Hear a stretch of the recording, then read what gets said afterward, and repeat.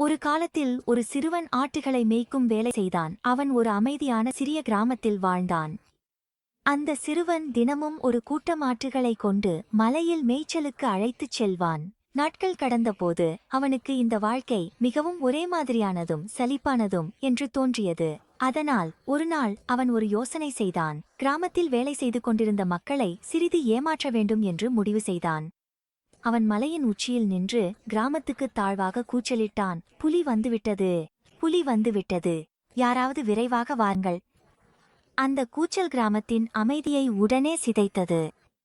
வயலில் வேலை பார்த்துக் கொண்டிருந்த மாமாக்கள் கைகளில் மண் ஒட்டியபடியே உடனே கரண்டியை எடுத்துக் கொண்டார்கள். வீட்டில் சமையல் செய்து கொண்டிருந்த அத்தைகள் முனைப்பு கூட கழற்றாமல் அவசரமாக வெளியே ஓடி வந்தார்கள். அனைவரும் மூச்சு வாங்க முடியாமல் ஓடி மலையசரிவில் வந்தார்கள். ஆனால் அங்கு சிறுவன் தரையில் உட்கார்ந்து சிரித்துக் கொண்டிருப்பதை மட்டுமே பார்த்தார்கள். இங்கே புலி எதுவும் இல்லை, நீங்கள் எல்லோரும் என்னால் ஏமாற்றப்பட்டீர்கள். சிறுவன் சிரித்துக்கொண்டே புல்வெளியில் தட்டிக் கொண்டிருந்தான். பெரியவர்கள் கோபமாக சிறுவனை சில வார்த்தைகளால் கண்டித்துவிட்டு ஏமாற்றத்துடன் அங்கிருந்து சென்று விட்டார்கள். ஒரு சில நாட்கள் கழித்து சிறுவன் மீண்டும் அதே யுக்தியை பயன்படுத்தி கிராமத்தை நோக்கி மீண்டும் கூச்சலிட்டான். புலி வந்துவிட்டது, புலி வந்துவிட்டது. கிராமவாசிகள் அந்த கூச்சலை கேட்டதும் உள்ளுக்குள் சந்தேகப்பட்டாலும் சிறுவனும் ஆட்டுக்குட்டிகளும் பாதுகாப்பாக இருக்கிறார்களா என்று கவலைப்பட்டு தங்களது வேலைகளை நிறுத்தி விவசாய உபகரணங்களை எடுத்துக்கொண்டு மலையிலே ஓடினார்கள்.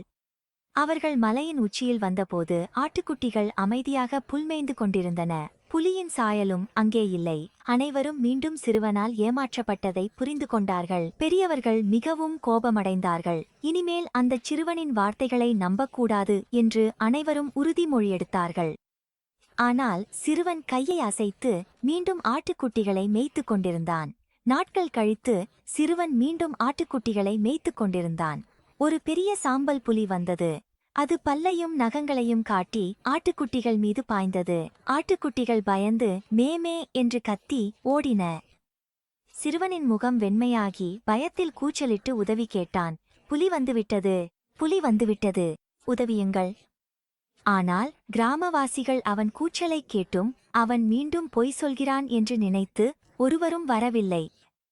சிறுவன் தன்னால் எதுவும் செய்ய முடியாமல் பெரிய சாம்பல் நிற புலி பல ஆட்டுக்குட்டிகளை கடித்து காயப்படுத்துவதை வேதனையுடன் பார்த்தான். சாம்பல் புலி தின்றுவிட்டு சென்ற பிறகு சிறுவன் காயமடைந்த ஆட்டுக்குட்டிகளை கட்டிப்பிடித்து வருத்தத்துடன் அழுதான்.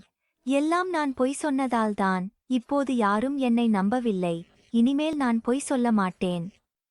அதற்குப் பிறகு சிறுவன் உண்மையில் மாறிவிட்டான். அவன் ஒரு நேர்மையான குழந்தையாக ஆனான். ஏனெனில் நேர்மை என்பது எவ்வளவு முக்கியம், மற்றவர்களின் நம்பிக்கையை இழப்பது எவ்வளவு பயங்கரமானது என்பதை அவன் அறிந்தான். சிறு சிவப்பு புத்தகம்.